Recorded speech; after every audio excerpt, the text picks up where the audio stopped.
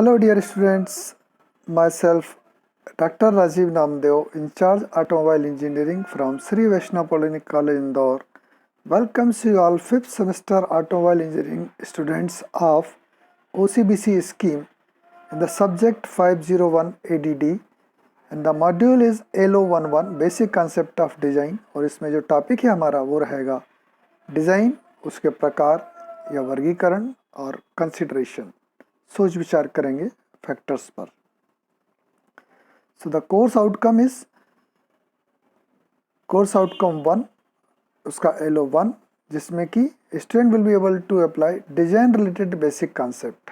और यहाँ पर वो LO1 में explain the various design related basic concepts, यानी कि at the end of this class student will be able to explain the design, classify the design and explain general consideration in machine design। तो इस class के अंत तक विद्यार्थी design या अभिकल्पन भी बोलते हैं हम इसको हिंदी में, डिजाइन या अभिकल्पन का वर्णन कर पाएंगे, डिजाइन का वर्गीकरण कर पाएंगे और मशीन डिजाइन में सामान्य सोच विचारों का वर्णन कर पाएंगे। तो इसी के बेसिस पर हमारा जो कंटेंट है वो है सबसे पहले design, classification of design, general consideration in machine design, summary, assignment and suggested readings। So let's start with the design। Design या अभिकल्पन, इसको हम जो परिभाषित करते हैं इसको देखें, ये जनरल डेफिनेशन है डिज़ाइन की। A design is a plan or specification. एक डिज़ाइन एक योजना या विनिर्देश है for the construction of an object or system, किसी वस्तु या प्रणाली के निर्माण के लिए, or for the implementation of an activity or process, किसी गतिविधि या प्रक्रिया के कार्यान्वयन के लिए, or the result of that plan or specification in the form of a prototype, product or process. Prototype उत्पाद या प्रक्रिया के रूप में उस योजना या विनिर्देश के परिणाम के लिए। तो इस प्रकार से हम देखें, इसको याद रखने का या समझने का तरीका है कि first of all a design is a plan or specification. Design एक योजना या विनिर्देश है जिसमें हम क्या क्या करते हैं, किस किस के लिए होता है ये, construction of an object or system, वस्तु या प्रणाली के निर्माण के लिए, या गतिविधि या प्रक्रिया के कार्यान्वयन, implementation of an activity or process, या फिर result of that plan special in the form of a prototype, product या प्रोसेस। प्रोटोटाइप उत्पाद प्रक्रिया के रूप में उस योजना या विनिर्देश के परिणाम के लिए। तो एक जनरल डेफिनेशन है डिज़ाइन की। अब हम देखें डिज़ाइन कितने प्रकार की होती है। तो डिज़ाइन की क्लासिफिकेशन, जनरल क्लासिफिकेशन वो 3 प्रकार का है, एडॉप्टिव या अनुकूली डिज़ाइन, डेवलपमेंट या विकास design, new design. Depending upon the methods used, उपयोग की जाने वाली विधियों के आधार पर हम इसको डिफाइन कर सकते हैं, क्लासीफाई कर सकते हैं।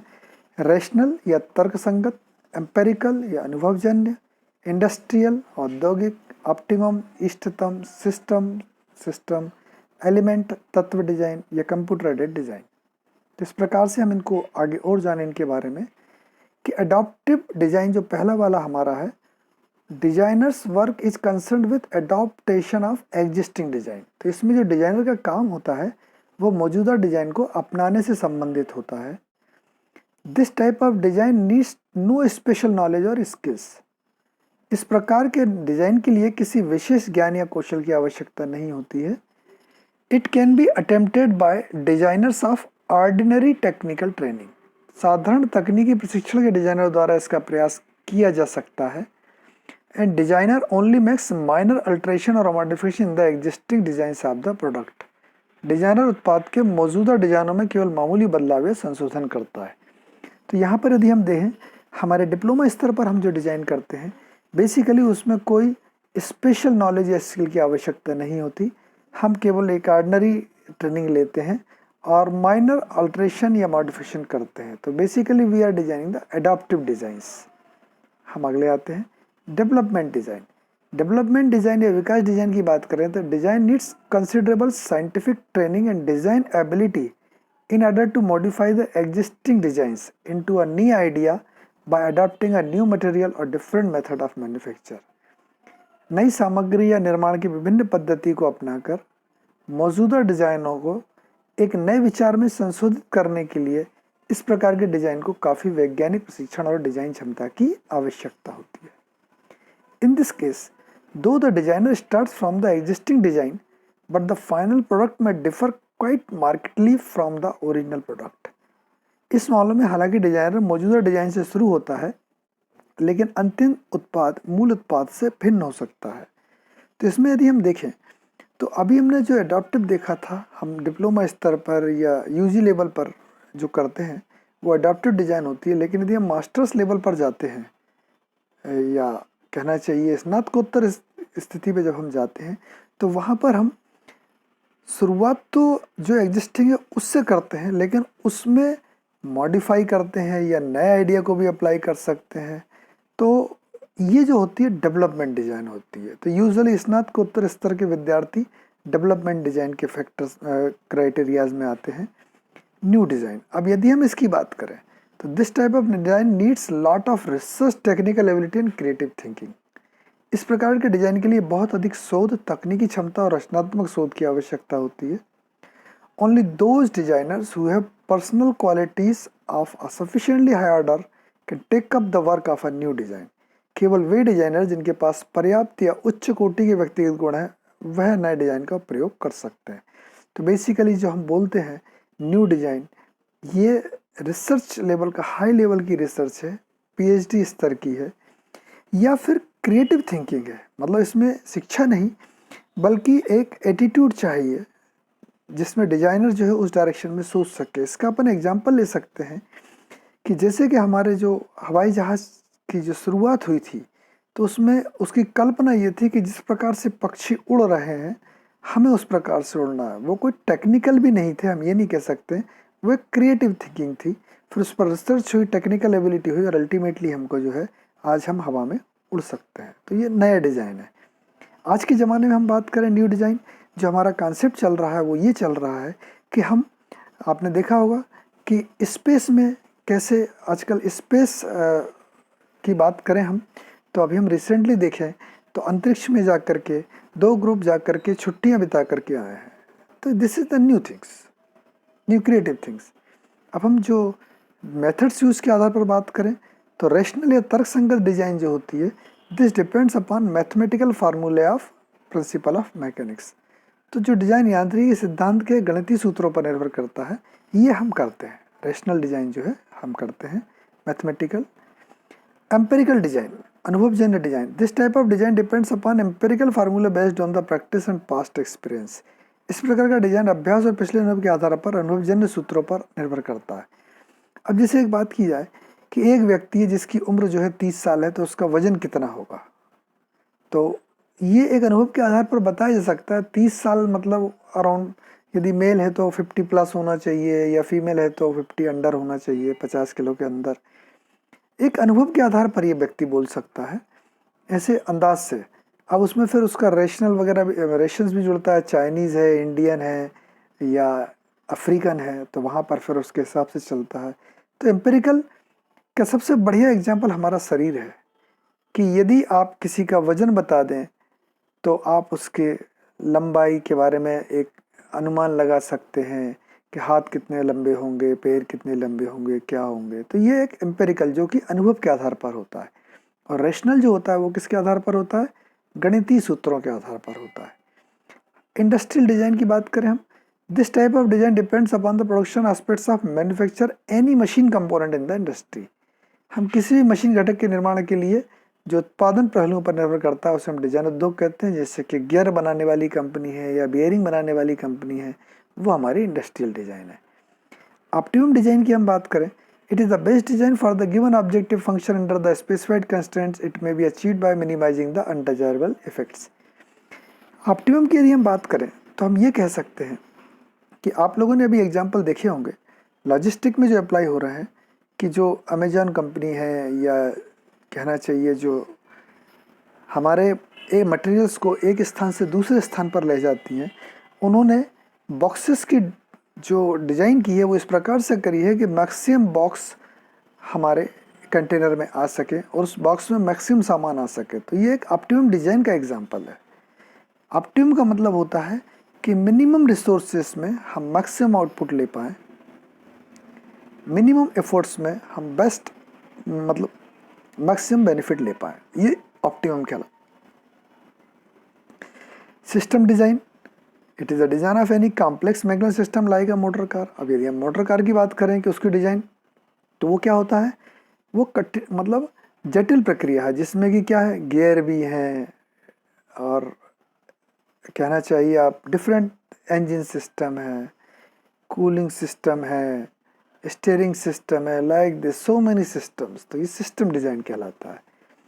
एलिमेंट डिज़ाइन, अब यदि उसी कार के अंदर हम देख लें कि पिस्टन है, क्रैंकशाफ्ट है, कनेक्टिंग रॉड है, इनकी इंडिविजुअल की बात करें तो ये क्या कहलाएंगे अपने एलिमेंट डिज़ाइन। ये यांत्रिक प्रणाली किसी भी तत्व जैसे पिस्टन, क्रैंकशाफ्ट, कनेक्टिंग रॉड आदि का डिज़ाइन है।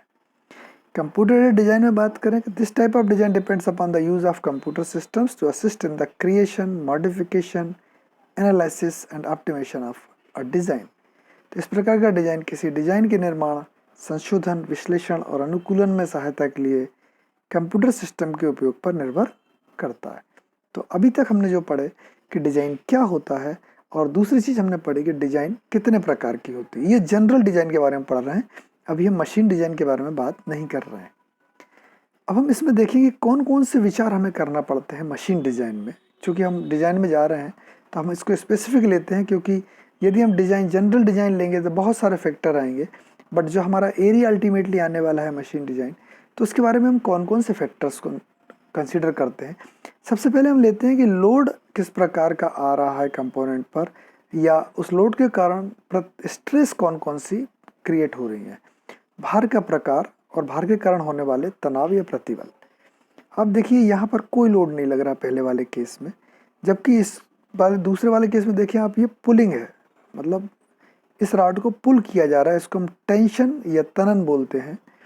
इसमें कंप्रेस किया जा रहा है, दबाया जा रहा है, इसको कंप्रेशन या संपीड़न बोलते हैं। इसमें बेंड किया जा रहा है, बेंडिंग है या बंकन बोलते हैं। इसमें आप देखिए बीच में से शियर, यानी ऊपर से एक फोर्स जो है टुवर्ड्स राइट है, नीचे से टुवर्ड्स लेफ्ट है, तो बीच में से जो है जो शेयरिंग हो रही है, कैंची से काटने जिसको अपन बोलते हैं, वो शेयरिंग या कर्तन है। हम गोल गोल घुमाते हैं अपनी शाफ्ट को, दिस इज ट्विस्टिंग या ऐठन है। या हो सकता है कि टेंशन कंप्रेशन के साथ ट्विस्टिंग भी आए या बेंडिंग आए तो वो कंबाइंड होती है। तो इस प्रकार से ये जो भार है, इससे कारण कौन से तनाव हो रहे हैं, सबसे पहले हमें वह सोचना होता है। आगे आते हैं, इसके बाद हम दूसरे नंबर पर सोचते हैं कि जो मशीन का पार्ट है उसकी शुद्ध गतिकी या गतिकी क्या है। अब गतिकी के बारे में डिटेल में जाएं तो आप देखते हैं कि हमने जो जनरली पढ़ा है, कौन सी गति होती है मेरी, लीनियर होती है, लीनियर यानी रेखिक होती है, और आप देखें घुमाऊ या रोटेशनल होती है, या ऑस्किलेटिंग होती है, या कॉम्बिनेशन होती है। तो गति किस प्रकार की, हम लोड के बाद उसके बारे में बात करेंगे। फिर हम मटेरियल्स का चयन करेंगे कि यदि हमें हार्डर मटेरियल चाहिए then we will go towards the, मतलब यदि हम बात करें कि मटेरियल्स की बात करें कि जिसमें कि वाइब्रेशन या कंपन को सहन करने की क्षमता हो, तो उसमें हम कास्ट आयरन सेलेक्ट करते हैं। जैसे मशीन के बेड वगैरह जो भी हैं वो सब हम वो बनाते हैं, जो उसमें डैम्पिंग कैरेक्टरिस्टिक्स होती है। जबकि वही यदि हम देखें तो हमारा माइल्ड स्टील के बहुत सारे कंपोनेंट होते हैं जिसमें हम यूज़ करते हैं, साफ्ट है और बहुत सारे मैनी एलिमेंट्स हैं। तो इस तरीके से हम यहाँ पर, या वायर रोप के लिए हम यूज़ करेंगे माइल्ड स्टील, लेकिन हम ब्रास के बुश बनाते हैं। तो इस तरह से डिपेंड करता है कि हमें मटेरियल्स कौन सा चयन करना है। Form and size of the parts, form and size basically हम जो चाहते हैं वो ये चाहते हैं कि मिनिमम साइज में हमारा कार्य हो पाए, उसका फॉर्म कैसा रहना चाहिए। जैसे कि यदि हम बात करें, फॉर्म की बात करें, तो आप देखिएगा कि साफ्ट और क्रैंक साफ्ट दोनों के फंक्शन अलग अलग हैं, इसलिए उनका शेप भी देखिए आप अलग अलग है। और साइज वही crank shaft uniform, general shaft हमारी यूनिफॉर्म होती है ट्रांसमिशन साफ्ट, जबकि क्रैंक साफ्ट के लिए हमको वहाँ पर एक क्रैंक का शेप देते हुए जाना पड़ता है। तो ये एक फॉर्म एंड साइज को हम सेलेक्ट करते हैं। फ्रिक्शनल रेसिस्टेंस एंड लुब्रिकेशन की ज़रूरत क्यों है, क्योंकि हम ये जानते हैं जब भी कोई मोशन होता है तो always there will be friction, घर्षण वहाँ पर उपस्थित रहता है, जिसको हम अवॉइड नहीं कर पाते हैं, मिनिमाइज कर सकते हैं। तो फ्रिक्शनल रेसिस्टेंस क्या है, या उसको मिनिमम करने के लिए हम लुब्रिकेंट कौन सा यूज़ करेंगे, इसके बारे में बात करेंगे। कोई भी प्रोडक्ट की डिजाइन निर्भर करती है एक तो कन्वीनियंट मतलब सुविधाजनक हो और दूसरा किफ़ायती हो, इकोनॉमिकल। तो इन फैक्टर्स पर भी हम कंसीडर करेंगे। फिर हम लेते हैं कि हमें जो उसमें पार्ट्स यूज़ करना है, जैसे नट है, बोल्ट है, शाफ्ट है, की है, कपलिंग है, गियर्स है, ये स्टैंडर्ड होना चाहिए, क्योंकि हर पार्ट को आप अपने आप बना नहीं सकते हैं, बल्कि जो स्टैंडर्ड साइज़ के अवेलेबल मार्केट में उनको आप लेकर के असेंबल कर सकते हैं। वो हमें सस्ता भी पड़ता है और उसकी उपलब्धता भी आसानी से होती है। इसके बाद अब आप देखिएगा, यदि मान लीजिए मोटर चल रही है, गियर बॉक्स चल रही है और कपलिंग है और वो खुली हुई है, तो वहाँ पर देखिए आप उसको ढकना बहुत ज़रूरी है। तो सेफ्टी ऑफ ऑपरेशन, यानी जो भी मूविंग पार्ट्स हों वो कवर्ड हों, जिससे उसके आसपास का जो भी वातावरण हो वो सुरक्षित हो सके। यहाँ पर हम आते हैं वर्कशॉप फैसिलिटीज़। जब भी कोई मूविंग पार्ट होगा उसमें मेंटेनेंस होगा, उसके लिए वर्कशॉप की होने की आवश्यकता है। इसके बाद ये भी बहुत कुछ निर्भर करता है कि कितनी मशीन्स हम बनाने वाले हैं, उसके आधार पर हमारी जो इनिशियल कास्ट या कास्ट ऑफ कंस्ट्रक्शन डिसाइड होती है और असेंबलिंग हमें कहाँ पर करना है ये। तो इस प्रकार से ये 10, 11, 12 पॉइंट्स जो हैं ये हमारे जनरल कंसिडरेशंस इन मशीन डिज़ाइन में आते हैं। तो इस प्रकार हम देखें, आज की क्लास में हमने डिज़ाइन क्या होती है, यहाँ पर देखिए मैंने मशीन डिज़ाइन नहीं लिखा है, जनरल डिज़ाइन की हमने बात की है, अभिकल्पन की। वो क्या होती है, ये प्लान है, स्पेसिफिकेशन है, किसी पार्ट को बनाने के लिए हमने पढ़ा था ना 3 पॉइंट, कंस्ट्रक्शन एक्टिविटी, मॉडिफाई करने के लिए। डिज़ाइन के क्लासिफिकेशन देखे, जनरल डिज़ाइन के 3 देखे हमने और बाकी के 6 देखे मेथड्स यूज पर, और जनरल कंसिडरेशन मशीन डिज़ाइन हमने 12 प्रकार के देखे। तो इस प्रकार से बेसिक कॉन्सेप्ट जो हम शुरू कर रहे हैं आज से, डिज़ाइन ऑटोमोबाइल डिज़ाइन ड्राफ्टिंग, उसका बेसिक कॉन्सेप्ट में हमको 3 चीज़ें इस वीडियो के माध्यम से ज्ञात हुई कि डिज़ाइन क्या होती है, डिज़ाइन के प्रकार क्या होते हैं, उनका वर्गीकरण किस प्रकार होता है, और इसमें सामान्य सोच विचार, डिज़ाइन करने के पूर्व हमें किन किन फैक्टर्स को कंसिडर करना चाहिए, उसके बारे में हमने जाना। इसका मतलब ये है कि अब आप ये लिख सकते हैं कि what do you mean by design, अभिकल्पन से आप क्या समझ सकते हैं। क्लासीफाई द डिज़ाइन, अभिकल्पन का वर्गीकरण कीजिए। और what factors are generally considers for design, अभिकल्पन में सामान्यतः कौन से कारकों पर सोच विचार किया जाता है। ये प्रश्न आपके थ्योरी एग्जाम में आ सकते हैं। अमूमन इसी प्रकार के प्रश्न रहेंगे। थीम ये है कि हमने आज जो 3 प्रकार की चीज़ें पढ़ी हैं, डिज़ाइन की परिभाषा, और इसके बाद देखिए हमने पढ़ी है डिज़ाइन के क्लासिफिकेशन और फैक्टर्स, वो चीज़ हमको यहाँ पर मशीन डिज़ाइन की काफ़ी बुक्स हैं, शिंगले हैं, पांडे एंड शाह है, आरिश खुरमी है, हिंदी में दीपक प्रकाशन की बुक है जिसको आप देख सकते हैं। तो आज इस भाग में हमने जाना, शुरुआत की हमारे ऑटोमोबाइल डिज़ाइन ड्राफ्टिंग में कि डिज़ाइन क्या है, इसकी परिभाषा, फिर डिज़ाइन का वर्गीकरण, फिर जनरल कंसिडरेशंस इन मशीन डिज़ाइन, और नेक्स्ट सेक्शन में हम पढ़ेंगे मॉर्फोलॉजी ऑफ डिज़ाइन, अभिकल्पन का आकृति विज्ञान। So thank you very much for watching this video. Thank you all.